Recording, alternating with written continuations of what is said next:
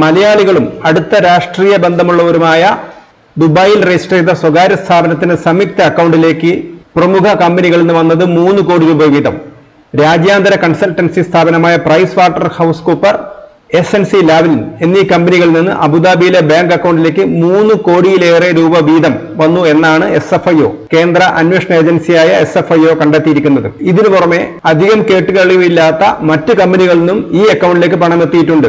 അത് മറ്റ് വിദേശ അക്കൗണ്ടുകളിലേക്ക് പോയിരിക്കുകയാണ്. എൻഫോഴ്സ്മെന്റ് ഡയറക്ടറേറ്റിന്റെ കൊച്ചി ഓഫീസിന് 1 വർഷം മുമ്പ് തന്നെ ഈ വിവരം ലഭിച്ചിരുന്നു. വിദേശ പണം സ്വീകരിച്ചതിൽ ഫെമ ചട്ടലംഘനം ആരോപിക്കപ്പെടുന്ന കിഫ്ബി മസാല ബോണ്ട് കേസിന്റെ അന്വേഷണത്തിനിടയിലാണ് അബുദാബി ബാങ്ക് അക്കൗണ്ട് സംബന്ധിച്ച രഹസ്യ വിവരം ഇഡിക്ക് ലഭിക്കുന്നത്. മസാല ബോണ്ട് കേസ് അന്വേഷണത്തിനെതിരെ മുൻ മന്ത്രി തോമസ് ഐസക് ഹൈക്കോടതി സമർപ്പിച്ച ഹർജിയിൽ കിഫ്ബിയുമായി നേരിട്ട് ബന്ധമില്ലാത്തവരുടെയും കുടുംബാംഗങ്ങളുടെയും സ്വത്ത്, ബാങ്ക് അക്കൗണ്ട് വിവരങ്ങൾ തേടുന്നത് സ്വകാര്യതയുടെ ലംഘനമാണെന്ന വാദം ഉയർത്തിയിരുന്നു. എന്നാൽ ഈ വ്യക്തികളും കുടുംബാംഗങ്ങളും ആരാണെന്ന് ഐസക് വ്യക്തമാക്കിയിരുന്നില്ല.